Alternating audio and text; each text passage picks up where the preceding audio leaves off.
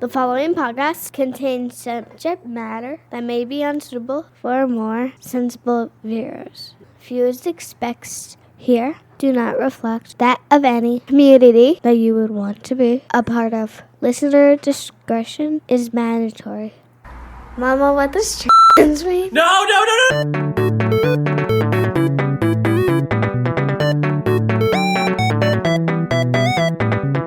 Our God is an awesome God. He reigns in heaven. Praise him.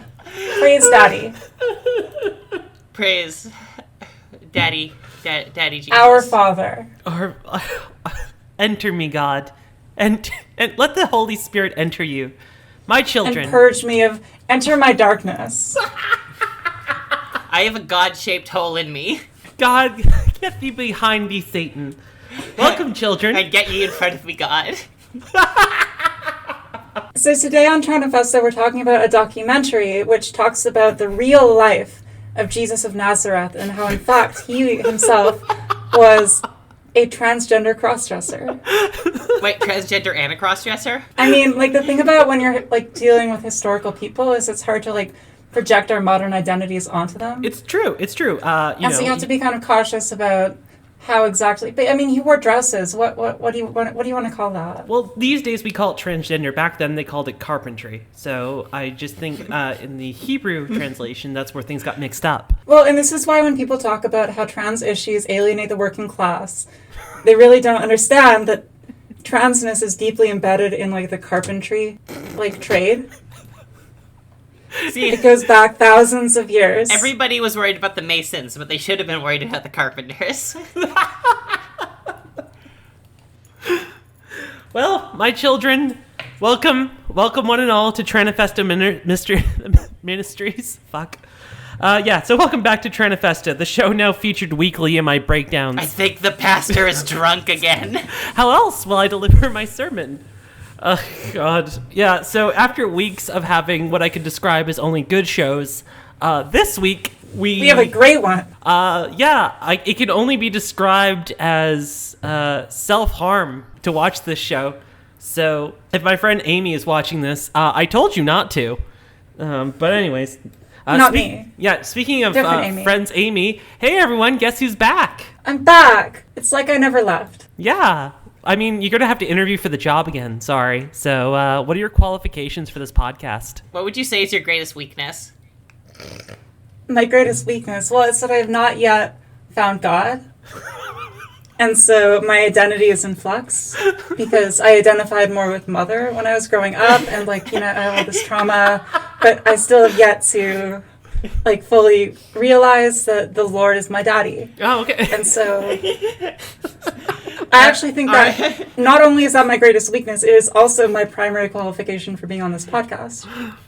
Are you free? Is that I've yet to find Christ. Are you free from sin, or is there a sin that which you have not yet been pardoned?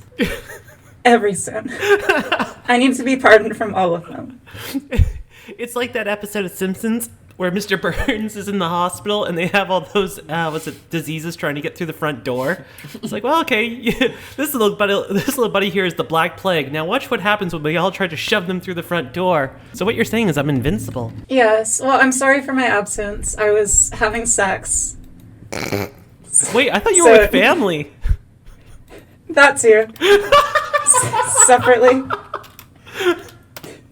And the two were not mutually exclusive. I'm now recording in a bathtub, which you might notice I'm echoey and strange, because my new apartment is right beside a major thoroughfare in Vancouver, and so there's an enormous amount of street noise, and I am sitting in a bathtub, clothed, for all of you. Thank you. And to everyone who's listening, hey, donate to our Patreon and get Amy out of the bathtub and into a larger sink. I am not moving again. You're gonna die in that apartment. If you donate money, it's going to other things. It's going to my drug habit. Support the jewel habit.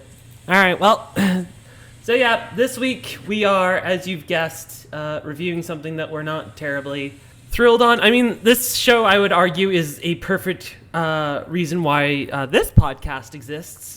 Yeah, so we're watching a what could only be described as beyond discount bin pick on Amazon Movies, and it is Brought called to us by our father, Jeff Bezos, Oh, sponsor of the podcast.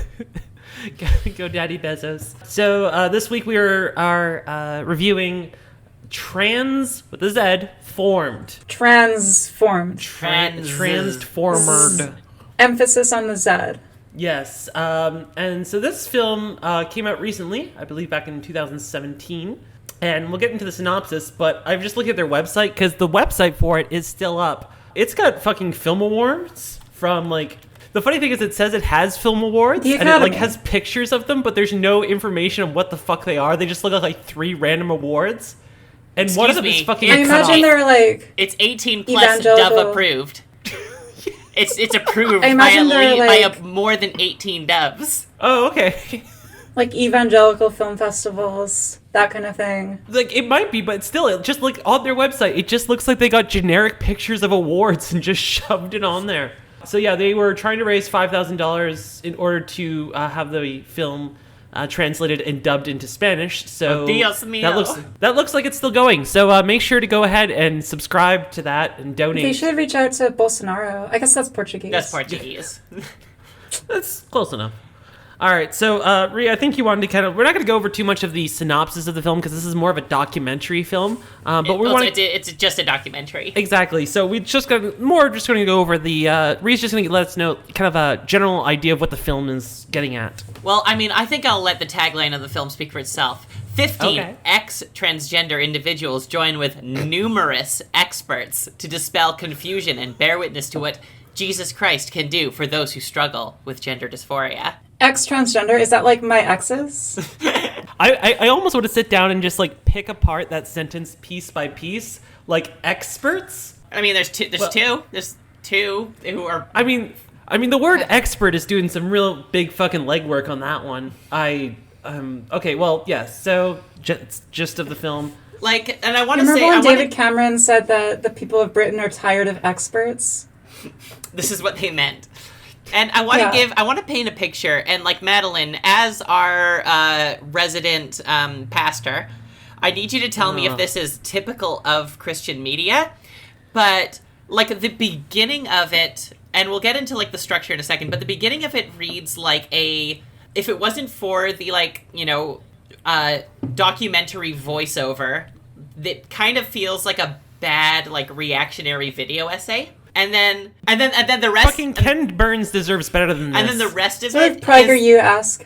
Yeah, the very PragerU-esque, or not even that. It's more like not Amazing Atheist, but like some of like the like slightly more like fleshed out 2010s like edgy atheist videos. No, like this had a lower budget than those guys. Those guys at least have some like entertaining level of pizzazz to this. The best part about it was like the bit at the beginning where they had like a disclaimer that the people in the stock footage are not associated with the production and like don't necessarily endorse these views. Yeah, this entire so thing it's a lot of stock footage. Yeah, it's like that's what I thought most of the film was going to be. It's just stock footage. It's just like they're like when like they're the talking one part about where like how this could happen to your daughters, and there's like a beautiful white girl. Yeah, or brushing the part her hair. It's just like they're talking to like sin is hard coded into our DNA, and like shows pictures of like badly rendered 3D DNA strands. Holy shit! But so that's that part. But then the rest of it, like when we get into like, because then the like rest of it is all. Like interviews with people, but it feels kind of like a like orientation video for like a fast food restaurant. Yeah, where it's like,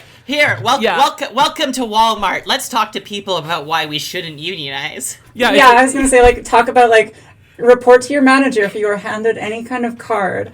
Yeah, exactly. I was just gonna say, yeah. Do you know? If your employees start talking about transgenders, they might be trying to unionize. Today we're going to be talking about unions and transgenderism, which are intimately linked. Hey, do you enjoy the weekends? Do you enjoy your 8-hour workdays? Do you enjoy transgenderisms? Think a union. Anyways. Yeah, I mean, no, it does. It's brought you the 8-hour workday.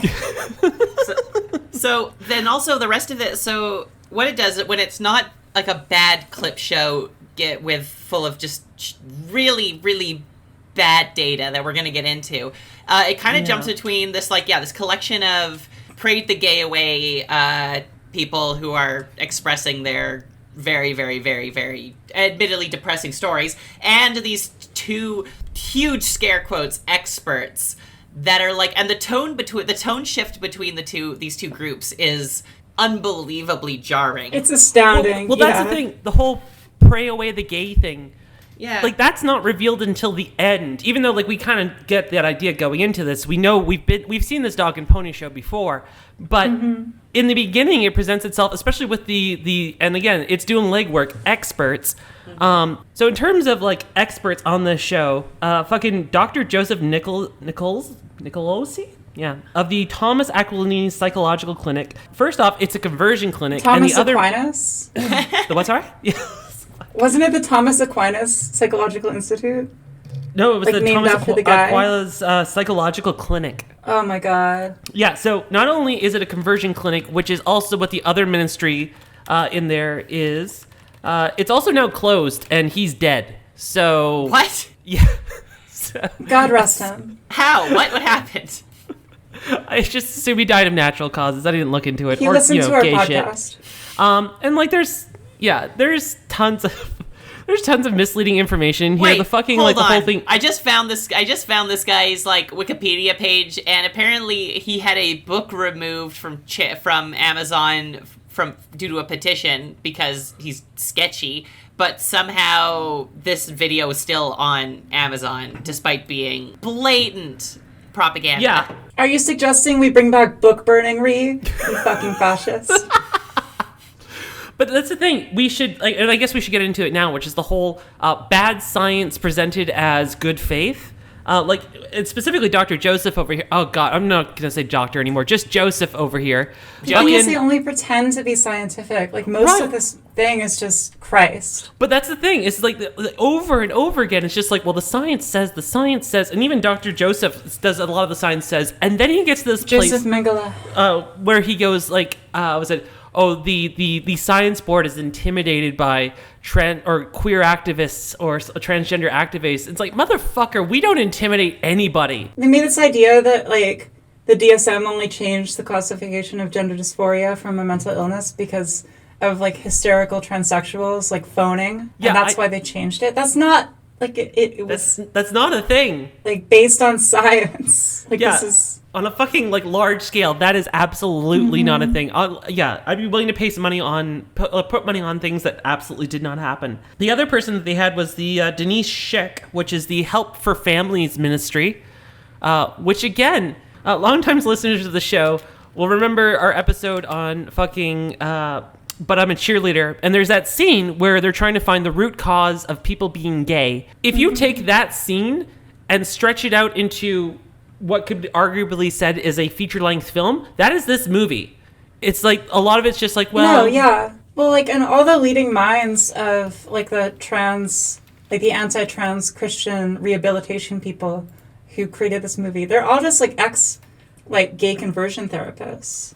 Right. It's just they found a new thing because, like, gay rights have progressed to a point where they have decided that this is the new frontier for them to fight against, which is, like, we're going to take all our exact same arguments about, like, Freudian psychosexual trauma leading to this sexual, like, degeneracy, but we're going to apply it to trans people instead of to gay people. Exactly. Like, it's the same fucking people and it's the same fucking ideas. Yeah, and even in the beginning when it was and they're trying to hijack science, which is the weirdest thing, because like even in the beginning they're like they mixed the two together where they said the whole like was it in the beginning God created Adam and Eve, there was sin, and then sin became hard-coded into our DNA. Babies started dying, people started being born with sickness, and it's like the soul of man became corrupted and they began creating false idols in their image. It's very Tolkien-esque. Yeah.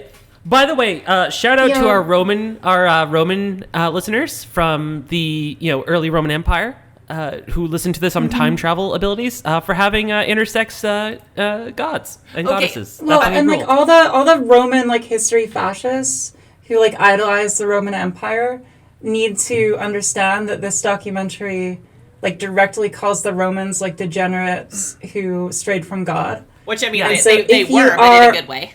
if you are a Roman history fascist, you have to support trans rights. Well, because I want to point out that, so this jumps in with absolutely no preamble into both this thing about how here's the historical reason why all of these like historical points of gender weirdness that we can point to are wrong because the devil did it, and then it goes into some stuff about how distancing some biological things. But so basically, without any preamble, it just immediately jumps right into here is us trying to disprove all of the like really, really obvious arguments that people bring up whenever we are transphobic. Yeah, exactly. And like before even telling you what the doc is about, it just immediately is like, hey, all those things that you think are like reasons why we're wrong, well, here's why those are wrong. Okay, now we can talk about... Here's like a really shoddy study of history to prove that like all the historical examples of transness are false, even though it's like incredibly flimsy and not based on anything, and like only like cherry picks a few examples to try to disprove like the presence of trans people in all of history. And then there's also like, let's talk about intersex people and how intersex people are totally different, and this has nothing to do with what we're talking about. Please don't mention intersex people. They do this thing where they're like, oh, so there were like these people in Rome who would like, you know, adopt a third gender and like, you know, dress in a certain way and like present in another gender and worship a like hermaphroditic god. And then they were like, and then they got into talking about intersex people with the idea that like, oh, I know you're thinking about how intersex people interact with trans people, but it's not that. But then they're like, oh, all of these historical ideas, well, those are actually all just intersex people, which is like the opposite of what they just said. Mm-hmm. And they even try to go as far as like in terms of like misinformation with intersex people too. They're like, oh, it's intersex people don't really exist that much. They're like less than 1% of the population, but that's bullshit. It's not. They're closer to 1 to 2%, and even at that part, according to the was it Intersex Association of America, if you know someone with redheads and intersex people are almost on par. In fact, intersex edges them out a bit redheads are more. also sexually degenerate and should be purged. Yeah. Red hair is against God in the natural order. Just the Irish must be called. You know, intersex people were the original slaves. So yeah. watch your mouth. Be respectful. But like, I like the hermaphroditus shout out because this podcast is dedicated to our brave hermaphrodite and fighters. goddess Hermaphroditus. Every time I take a jewel hit, I am sacrificing part of my lungs to Hermaphroditus. Okay, so but even with the whole like taking it a step past that, coming back to that whole like focusing on the source, what caused your gayness. I don't know if you guys saw it as well, but like they had an explanation for everything in terms of linking it together, and I love how like when religious ideologies try to co-opt science, they do this thing where rather they make whatever a narrative they want to exist, they make the facts twist to fit that. And it was very obvious when they're like, oh, this was because you had this problem with your mom. Oh, the same person, same outcome. Oh, this is probably because you have a problem with your dad. And the show almost gave it... We believe in science, but also this person's like cell phone was hacked by Jesus to put his like auntie's phone number in it so that he could call her when he was having a crisis of faith. Yeah, and that's the thing too, is they do this big, and I think Ree pointed it early, they do this big, like, jarring 180 where, like, up until I would say about 3/5 of the thing, it's trying to root itself in, like, a science world that just kind of touches on God a little bit, like, oh, that part's not really relevant, we're going to focus on the science. And then when it comes to the everyone's come to Christ moment, which has its own fucking section...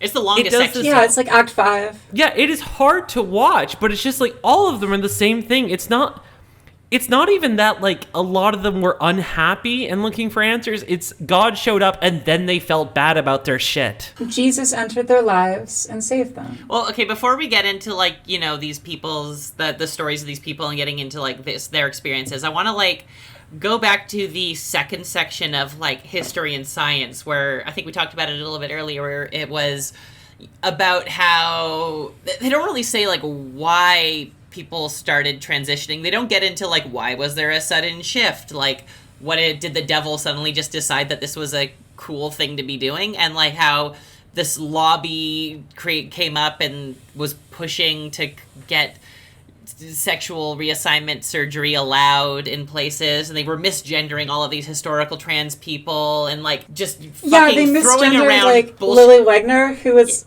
like the subject of the Danish Girl, and it made me want to go back and redo the Danish Girl and talk about how fucking dare they make us defend the Danish Girl of all fucking films. Also, they misgendered Chelsea Manning, which means they better be ready to catch these elbows. Oh, fuck. We don't do this. But that's the thing. They went out of their way to misgender everybody. It was insane. I did not know Chaz Bono's dead name until this movie. Yeah, who the fucking does that? That I'm furious. It keeps trying to like mix. It's like fucking young creationist sort of thing, where the church has moved its stance from trans people don't exist to okay, they don't exist, but it's not a biological issue. Which again, just on a quick science note, there was that paper released. These people need help, right? That's the new line. Yeah. Well, there was also that paper released recently that said there's no like gay gene, but there's lots of different factors biologically that lead people to get to that place. So like even in the science says there's like it took us a while to get to that place. Like I mean even if we say from the 90s to now, it's like 20 something years, and we found something in the largest study. And so just because we don't have, there's that one part where Joseph is going, show me in the science where the brain scan where it says someone's trans, show me in the science. I mean, he's dead now, so he's not going to see it, but there will be something at some time once we understand how people work. Well, he is listening to our podcast from above. Oh, yes. Hi, Joseph. This is Purgatory. And there's like this, I remember there was this other part where, because they were going through, it's like, how there was, Johns Hopkins briefly had a SRS clinic, and then... They got the guy who shut it down on the fucking show. Yeah. And then... but they also then they were like, and they this guy shut it down, saying that it was dangerous, something that like a recent study has proven. So they say it's like a major 2011 Swedish study.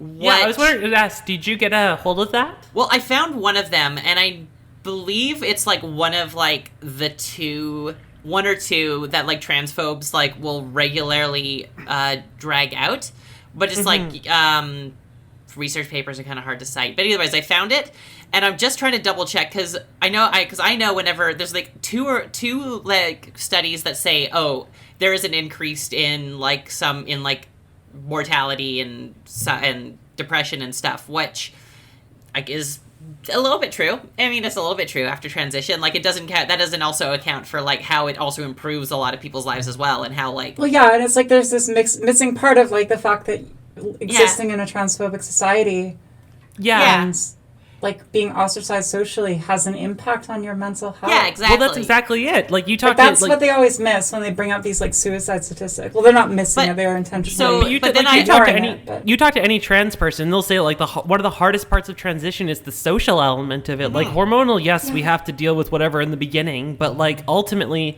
what drives like the sadness and the feeling of desperation is the way that people interact with us, the family that leaves, the friends that leave, all that. Yeah, like if you go from being like a white straight cis guy to being like like a queer trans woman in your like, and except the rest of the world around you is still the same and starts treating you like that other thing, that's going to be super like impactful on your mental health. And also like, so, if you start dealing with one mental health thing, you're going to probably start dealing with your other mental health thing. That's how repression works. But anyway, so there's that, but there is, and I'm just trying to see if it is included, but there's this Cornell University meta-study that includes 52 different studies, and I'm trying to find if it includes this one, but I'm like, it's fucking a lot to read through.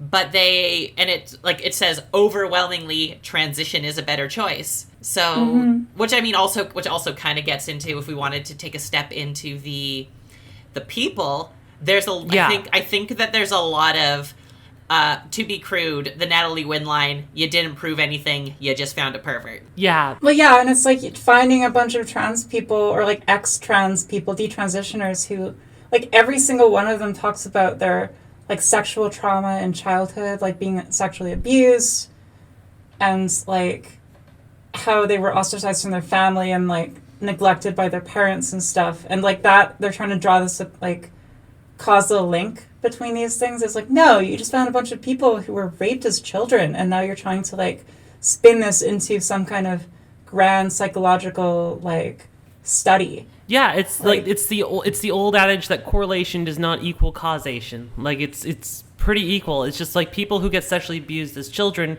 both end up straight and gay. Like there's no, like, it happens to lots of people, and there's no disproportionate amount. There's this line by like the really like dead-eyed scientist guy and he's like near the very end where he's like, oh, well, it's important to acknowledge that, gender dysphoria is a condition. It's very complicated and we can't point to any single causes. And that it follows like 15 different people, all who have an almost identical like trajectory. Yeah. At least in the beginning. Immediately after that, like that one woman talks about how there's something deep inside you from when you were like a small child that is causing all of this, and this is the reason. And like they just completely ignore the fact that this guy said there's not any like proven or set upon like origin for gender dysphoria. Immediately after they're like, oh, it's because of trauma. That's the weird it's also thing. like we don't want to we don't want to like classify. We don't want a situation where we can classify people as transgender. Like we don't want to create a hierarchy system. Part of the, like I said, there was this big tonal shift between the quotation marks experts and the people. And the experts, they even did like the whole like, well, gender is biological and we're a sexually dimorphic species, and I don't want to have to I don't want to feed somebody's like mental delusion by calling them a different name, even though Christianity historically is all about picking new names and changing your like identity and appearance and all that kind of shit to reflect your and abandoning self. your family. Yeah, try dead naming a saint like in front of a Catholic. It opens up a really bad, like, I would like to actually have an episode where we talk about this, even though it can open up sort of a bad comparison, but there are some interesting ways you can compare religion and, like, gender identity.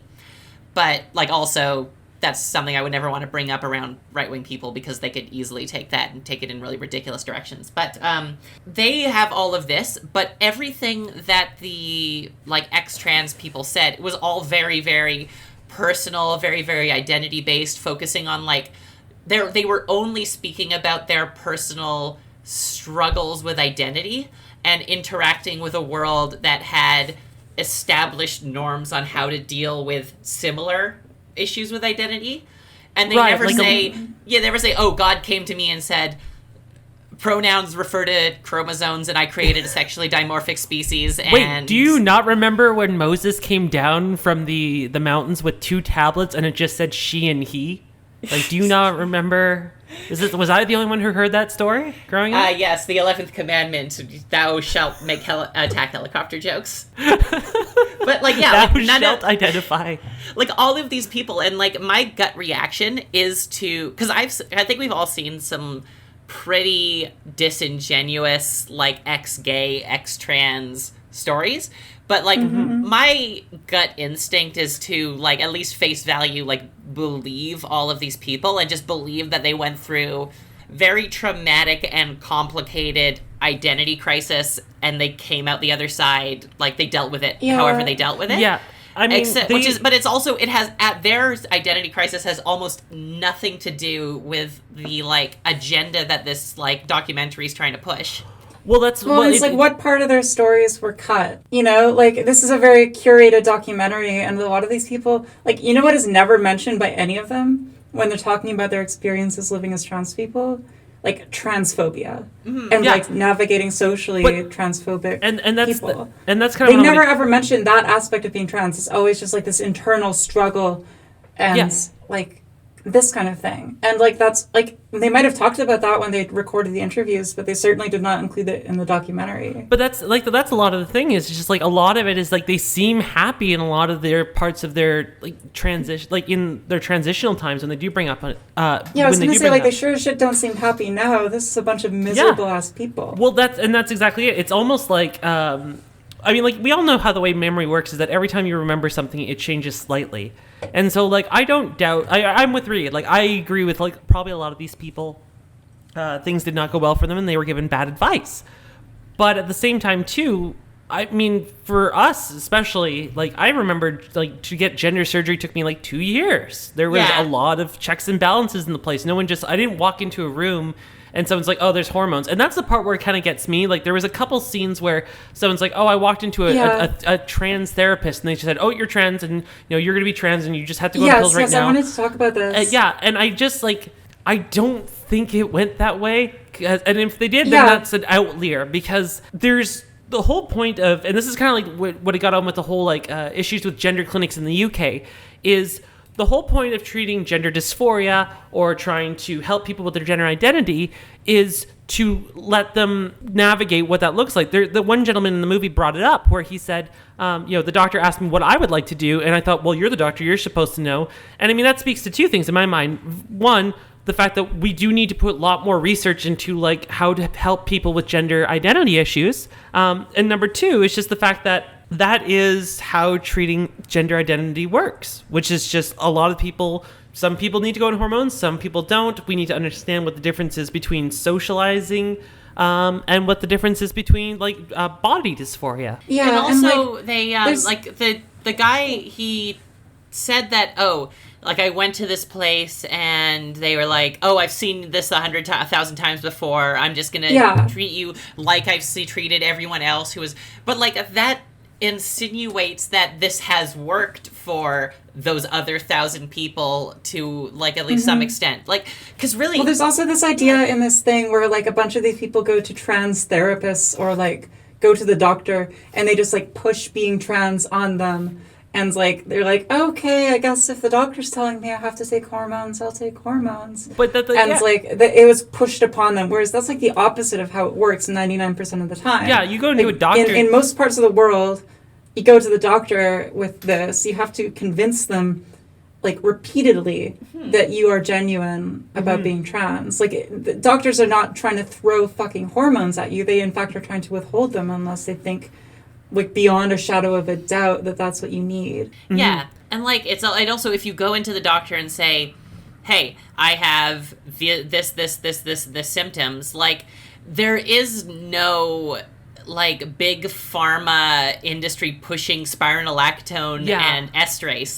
There is no, it doesn't help anybody to not pretend that now there is the sort of the HR performative wokeness, pressure to be at least maybe that might put it in the front of people's minds over other things, but they're fucking doctors. They are not going to prescribe you if they're not unless we're talking about someone who's financially interested in throwing Oxycontin at you. They're not going to prescribe you something this ridiculous and over the top unless they are fucking 99% sure that you fit the thing that you would prescribe this for. Yeah, it's not like they went to the doctor saying, I've been depressed. And the doctor's like, have you tried estrogen? Yeah. They went to the doctor and they're like, ever since I was a child, I've been cross-dressing and I've always wanted to be a woman. And I have this crushing, dread whenever I think about the fact that I was born a man. And the doctor's like, this sounds like gender dysphoria. And they're like, no, I mean, I guess if that's what you say, doc. No, I don't know. It just seems ridiculous to me that they this idea that this was pushed upon them. Because that's the whole thing. Because it's just even fucking if you have cancer, they make you do blood test after blood test after lots of examinations. There's no one just walks in and, because if anything is going to be life-altering, there's a long conversation. For Christ's sakes, if you get open-heart surgery, there are months of consultations so that you understand what the fuck is about to happen to you. So no, I don't think people just walk into a clinic and, doctors are handing out fucking estradiol like it's fucking Pez. Well, especially if it's not what you're asking for. It's informed consent exists, and you might be able to go to a clinic and explain that you have gender dysphoria and that you want to transition. But you're not going to go to your family doctor and say I've been having a rough time lately. And they're like, have you considered a boob job? Especially because a lot of these people did it in the 80s. Yeah, exactly. Especially because this is all these people transitioned way before anything like informed consent existed anywhere. Exactly. And the gatekeeping process when most of these people transitioned was insane. And it's ludicrous, this idea that they were pressured into it by doctors. Yeah, because and also too, I wanted to get your guys' thoughts, which is just that when they were discussing, when I look at pictures of them when they were when they were in transition, I guess is the best way to say that.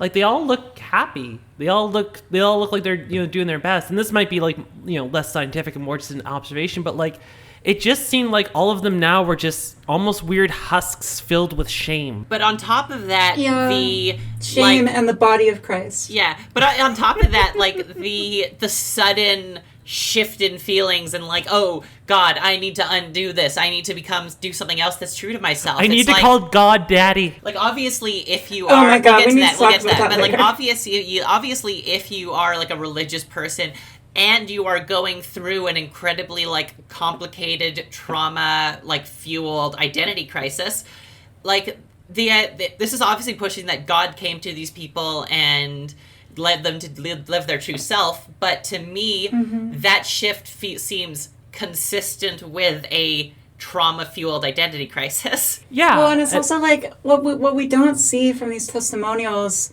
for the most part, is like what really caused this shift in them. Yeah, that's never explained. From being living as a trans person to deciding to find God and detransition. Well, no, it just happened. That is very. They say that it they just almost happened. never. Yeah, like. Well, yeah, where exactly. were you in life that you made this decision? Like, what was going on? We don't hear about this. We don't hear about, like, the reality, which is, they might be ostracized by their friends. They might be facing constant discrimination and transphobia. They might be facing employment discrimination and stuff. And this is all, like pressuring them in a, like, dramatic way. And, like, when you have that kind of pressure and you're, like, a religiously minded person and you're having a crisis, you might turn back towards your old faith. But that's never mentioned. It's just like, they were living as trans people, having gay orgies and stuff, and then one day the voice of God like spoke to them and said, dead name, you need to go back. I mean, that might have been the ketamine, but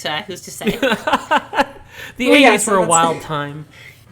Ketamine has never made me want to detransition. No, it's fair. Okay, no, don't but slander. Let's touch on that one line too. Just like, we don't want to make fun of these people too much because honestly, it's not very fun to. But there were some choice lines, such as the woman, and it feels weird referring to them as such, but the woman who was informed by God to call them daddy. Call him daddy. Yeah. Now, this sounds like, when we say it like this, like it's a one-off line. Like, God wanted me to call him daddy. No, this is like a 4-minute like story that she tells of how God came to her and she was finding Christ, but then she was speaking to God and God told her to call him daddy. And she's like, no, I don't really want to call you that. And he's like, no, I want you to call me daddy. This is very like, much it goes on repeatedly. Like, there's this negotiation between them of like, I want you to call me daddy. And she's like, no, like, I'm kind of uncomfortable. And he's like, no, I want you to call me daddy. And she's like, no, like, it's kind of weird for me. And he's like, no, call me daddy. And like, she just goes back and forth. It's insane. Like, watching it.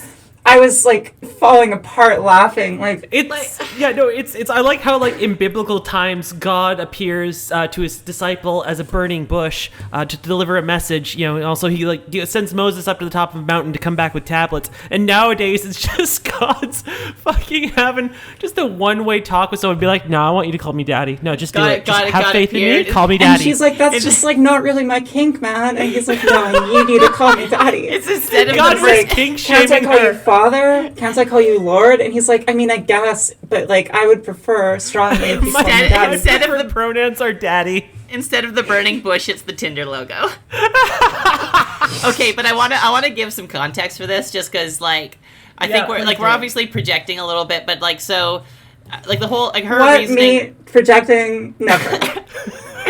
Like her reasoning was that, like, she called her dad daddy, like her actual father. All of her transition was like her was apparently her dealing with her daddy issues, which, like, and then to bring it full circle, like, I think, like, the genuine emotion of it is like, okay, I get it, it's making peace with, like, your abusive father, but also as if this whole narrative wasn't Freudian enough. Right. Well, and they're not even, like, pretending to not be Freudian, like, the way they talk about the parental issues of these people, like... Yeah. Like, talking about how, like, as growing up, I just identified more with mother. And it's all absent parents. All of them have absent parents or overly doting, like, female parents. Yeah, no, like, the mom who forcibly cross-dresses you. Like, Christ almighty. All of them, too, looked like they were just, like, all of their eyes had this, like, weird, glossed-over, wide-eyed expression on them. like their fucking eyelids had been held open by like an eyedropper. Except when they were talking about the good times. Yeah, exactly. When they're talking about the good times, like humanity returned to their faces. And then they're talking about God, like, then God showed up and I realized I was wrong. I mean, I'll get into this in a bit, but like, this is what the church does with people that have problems. It's just like they don't give you a constructive way to deal with them. They just say, oh no, it's Christ. Just have faith in him and meditate on that. And like, that doesn't help improve anybody's health. And these people are all very good examples of that. Like, I don't doubt there were things that these people needed to address, be it in the past, present, or what was going to happen. But when the church saw them, and honestly, it feels like the church prayed on them because the church saw them. They went to a place where they had like insanely vulnerable moment. Yeah, exactly. And the church came to them and said, it's like a really vulnerable moment for me. But that's the thing. It's just like they took that moment, and this is kind of like my same problem with AA as well, is that rather than empowering the individual so that they can actually heal themselves, they create a dependency. It's just like, oh no, it's only through Christ that you will become saved or better. And also, like, there's no insinuation that, like, because again, all of these people seem to have sort of the, I have come out of this a more free person, and this was the path that God needed me to walk to find him type stuff. And there's no insinuation that, like, it creates this idea that being transgender and being saved by God are mutually exclusive things. There's no, like, I feel like any of these people could say that, yeah, you could, if you are at peace with yourself and you can make your peace with God without doing this. They didn't say I got over the transition stuff. It's I got over my trauma and then made peace with God.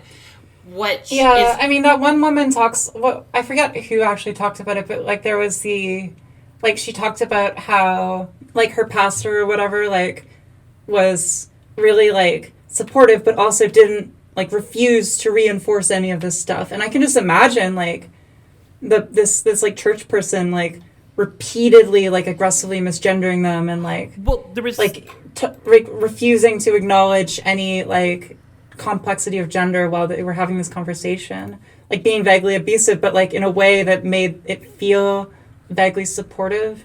Like it's just gross. It's just gross. There was also that moment where that one woman said that she got up in front of the congregation and announced that they were going to live their life as a man, and the pastor basically said like went up to them. It's like, we don't support you in this. We still love you, but this is wrong. And then they basically they talked them out of it, which was that felt like a very good example, but a very gross example of what the church does in terms of moments of vulnerability. Because in that moment, that person, that church was their family. That was their social net. And it's scary to realize that you might lose that just because of this. And you're like, well, maybe I can tough it out because this is more important to me. It's like an ultimatum. Hated this. This sucked. Yeah, me too. It was awful. It was also just like so miserable to watch. Like it's so boring and slow. Yeah. And it's also I was like 45 minutes in and I thought it was going to be over soon. No, it was like almost, I swear to God, almost 2 hours long. Yeah, it was closer to 4 because I kept having to like stop watching the fucking show just to pace around the apartment. Well, I mean, because you've had your own share of interactions with this whole world. So yeah, like I guess so for me so just some background context. I actually used to be in ministry, youth ministry specifically. And I was in seminary to go and become, my goal was to become a youth minister. I was a junior in the time. But it was actually, it's funny. A different life. Yeah, it was a different time. I identified as a Mennonite. And a Mennonite? I identify as a Mennonite. Just to give you, like, for anybody who's like, well, what kind of sect is Mennonite? We're the no dancing, otherwise that counts as sex type. The shiftless Mennonites. Yeah, it's like a slightly more chill Amish. Exactly. Yeah, we dig electricity, but we draw a hard line at the boxtrot. I mean, you guys had some pretty cool abolitionists back in the day, so yeah, you know what? We'll take what we can get. I'd like to just take a moment to address some of the people that might be listening, specifically from the religious angle of this. I personally now, obviously, don't identify religiously. In fact, it was because of the church that I ended up realizing that I was as gay as I am, which we've yet to invent a term for of how gay it is. Wait, you're gay? Yeah, but I'd like to address kind of from a biblical standpoint, anybody who's listening, just so we can kind of have this discussion, because as Ree pointed out, like, I have some history in this. Watching this show honestly was really upsetting, just because even though I remember stuff in the past, I don't often see it on display as vividly and through other people's eyes. So when it comes to gender in the Bible, and this has been more informational, a lot of people like to quote Genesis 1:27, which is, "So God created mankind in his own image. In the image of God, he created them. Male and female, he created them." And sometimes they like to bring up Deuteronomy 23:1, which is, "No one whose testicles are crushed or whose penis is cut off shall be admitted to the assembly of the Lord," which is a very weird quote, but it's in there. Shout out to my It's really specific. Yeah, exactly. Oh, yeah. I'm about to go biblical on this biblical movie. Oh, they also mention eunuchs in this, and they totally ignore the Chinese eunuchs, which is problematic. Exactly. They for a lot of times, people are like, well, where does it bring up transgenderism or transgenders in the Bible?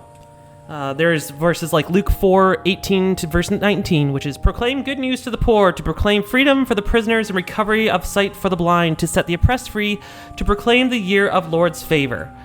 Basically, essentially saying that to celebrate the individual. We all know that there are stupid biblical laws as well, which we should also address when it comes to people who like to quote the Bible. People like to do it selectively.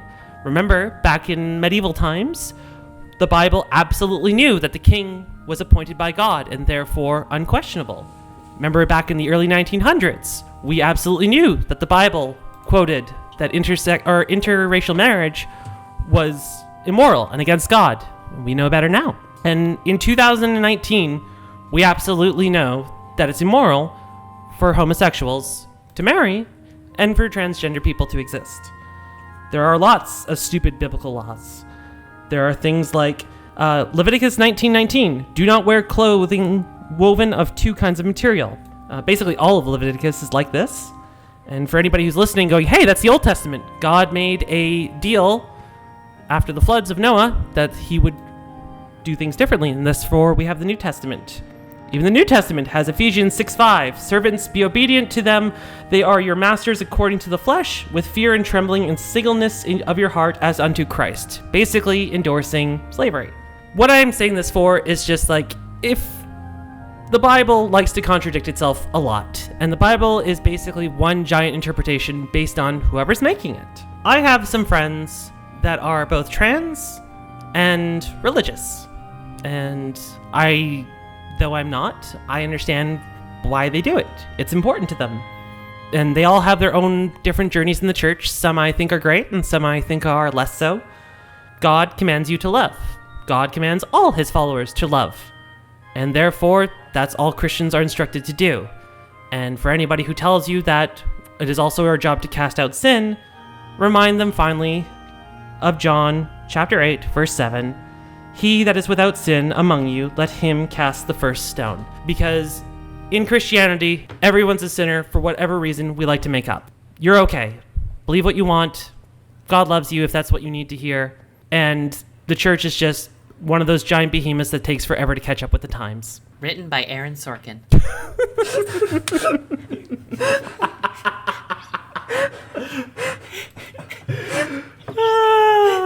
Oh, Christ. Oh, Christ, yeah. That was really good. Thank you. Sorry. It's been a while since I've had to deliver a sermon. Shit, I think I'm Christian now. Finally, your Christian phase is taking root. Yeah, I have to pick like a really weird, like, what's one that, are there any Calvinists anymore? There must be. You have to pick like the weirdest like denomination, like the most edgy possible denomination. Yeah, just say you're pro-electricity Amish, and just see how far that gets you. I think I could look good with like the fucking Abraham Lincoln beard. You know what? Honestly, I could see you rock it. Yeah, you could pull it off. Yeah. Not a lot of people could, but I could see you doing that. Make it fashion. Especially with your trademark peace sign pushing up against your cheek pose that you like to do in the mirror. It's true. Just the handshake meme, and it's like radical Muslims, radical Amish, that one beard.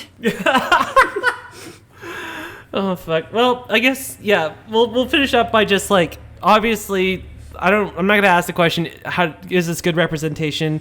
Yes. It's more like how do we feel about this representation? Mostly final remarks before we get into happier times. The world's so sad. The world is really sad. It's so miserable. Everything's fucking miserable. I just felt bad for these people because like all of this is just like it's presented as pro-gay conversion, and honestly, it's just the saddest thing to watch. Like, it's sad when you read or watch things that are like, oh, gay conversion's bad. You're like, well, at least we're all on the same page about this. But this is trying so hard to convince you it's a legitimate thing and a good thing to do. And just watching these people, they seem so sad. Like they talk about their times discovering their gender identity. It's miserable to watch because they're just not, like, they're visibly unhappy people, and they're telling these stories of trauma and like filling it in with this, like filling in this hole with the church, and it's just miserable. And like, I don't know, like there's this thing about detransition and like detransitioners in the community. For the record, there's nothing wrong with detransitioning. Mm-hmm. If you want to detransition, you can detransition. Like, and that's fine. And you can have a complicated relationship to your gender, and you can have a complicated relationship to your transness or to how you want to present in the world. And you might transition and decide that that's not cool for you.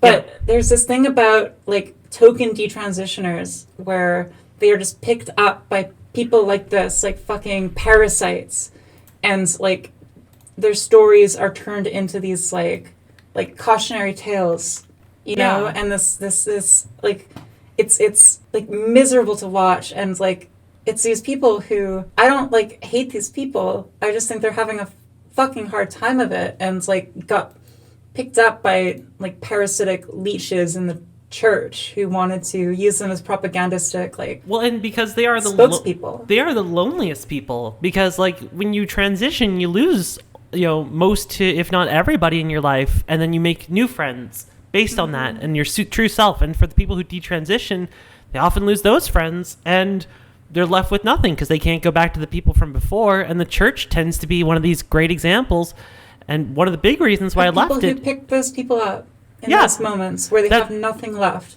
Yes, like improving someone's life should be about empowering the individual to get over and help and heal themselves. It should never be at the cost of something else. It should never be, oh, I'm getting better because Christ is willing it. It's like, no, I'm getting better because I'm getting better. Well, and it's like, so I also want to make this point that like, I do think that there is a problem with a lot of trans people, the way we treat detransitioners. Mm-hmm. Like, I think that the way, like, we have this impulse to kind of cast them out because we've seen this kind of thing over and over of them kind of being used as tools, as spokespeople for transphobia. And, like, obviously that's bad, but there's nothing inherently wrong with detransitioning. There's nothing inherently wrong with, like, changing your gender identity or having it change or having, like, changing your mind about how you want to live your life or present yourself. And, like, I don't think we should, like, I think it's important to not cast these people out, because when you do that, you do leave them in this vulnerable position where they are susceptible to being picked up by, like, opportunistic fucking creeps. Yeah. Like, the people who made this movie, you know? I've said it before and I'll say it again, like, the whole idea, like, I feel there's this unfair burden placed on things like sexual orientation and gender identity that isn't placed on much else, which is like... Yeah, where you have to know for sure. Exactly, and I think that's one of the most horseshit things. The little one has come out as non-binary, and whether they are or aren't in the long run is irrelevant. For now, they want to explore it. And honestly, letting them explore that is only going to lead to good things. They were... I remember when they were vegetarian, staunchly for a long time, and they're not anymore.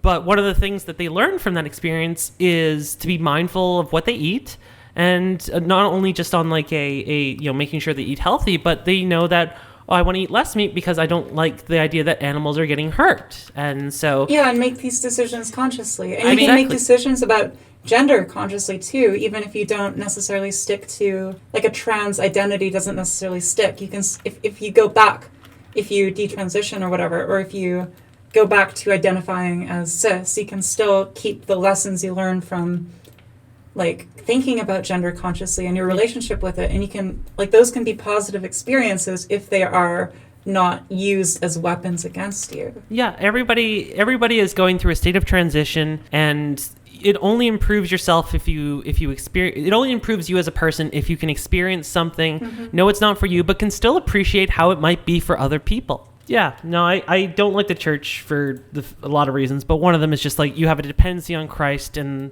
therefore the church dictates your life, which is horseshit. You know, you say that letting Rain be vegetarian didn't have any long-term harm, but that soy is never going to leave their bloodstream, and they're going to be paying for that down the road when the mole people activate their sleeper cells. Then you'll be sorry. No, I'm fine with detransitioners, but I'm not okay with people who used to be vegetarian. Yeah, no, I'm gonna watch a documentary. That's where I draw the line. 20 years from now, and the church has picked up Rain, but it's for vegetarian. My parents let me express my vegetarianism, and that's why today I'm gay. I always just identified more with plants, and I was... Perfect. Well, thanks all again for joining us. This was, not every movie we're going to recommend you watch. We definitely do not recommend you watch this one. Listen to this. You got the general idea. If you've ever listened to a hate-filled transphobic uncle or aunt, it's pretty much the movie. Thanks all again for joining us. It's also great that Amy is back. We've missed you dearly. I've missed you too. And it's good to hear your voice. Not that we didn't love Devlin. Devlin, we love you. But it's also good that Amy's back. We love Devlin. Devlin wants to come back for a Dark Crystal one because it's full of non-binary representation. That works for me. I can also be on the podcast at the same time as Devlin. I know you haven't seen us in the same place. Sorry. But we actually are two separate people who can all come on together. I don't know. It's kind of like a Mary-Kate and Ashley Olsen thing where you say there's two of you. It's like Batman, Batman, I think it's just one of you moving really fast. I said Batman and Clark Kent. That's not good. What's his name? Fake. Wow. Fake. You just had an article on Medium about a WoW thing. Like, how are you not the biggest fucking nerd? No, it's Mashable. Or Mashable, whatever the fuck it is. Who's Batman? What's his name? Bruce Wayne? Bruce Wayne. So yeah, I'm Madeline Hops. I'm at rabbit_is_dead on Twitter and Twitch. I'm not going to say anything that I'm doing right now. I'd actually like to give a shout out to my friend Amy, who is at Deep Press Prints, who is starting up her own printing company and has agreed to help produce merch for Tranifesto. So we'll be getting more info on that shortly. But yeah. Kudos to her. Amy, great job. I'm super proud of you. And yeah, Deep Press Prints, yeah. I'm Rhi at RHICARTER. Everybody on the internet's mad at me because I made a badly worded tweet in reply to a Contra tweet. What happened? Oh god, Rhi. We need to know how to defend you on the pod. Like, oh well, because No comment. No comment. I've already apologized. If you get me canceled, I swear to God. We just got her back. I'm Amy. I'm not up to anything. I'm back to school. Being an undergrad. Jen Smith is parading around campus with her Soldiers of Odin Cup boys. So we'll look forward to her guesting on the next episode. Yeah, Jen Smith on the pod. We're looking forward to him guesting on the next episode. Right. Oh, right. We're gonna get canceled for misgendering. Yeah. Look, we've already been canceled so many times. I think it's like, again, I just don't think it's possible for us to get canceled anymore, and we're somehow still maintaining. Have we been canceled? Not really. We've dropped the T-bomb a couple times. Yeah, but we're allowed to. Oh, okay. You can't take that from me. That's the only thing I got. Here, Transylvania. All right, I want to close out this episode with the headline of a Beaverton article that I think fits the mood. Gender-affirming surgery, not what God intended, says woman with breast implants.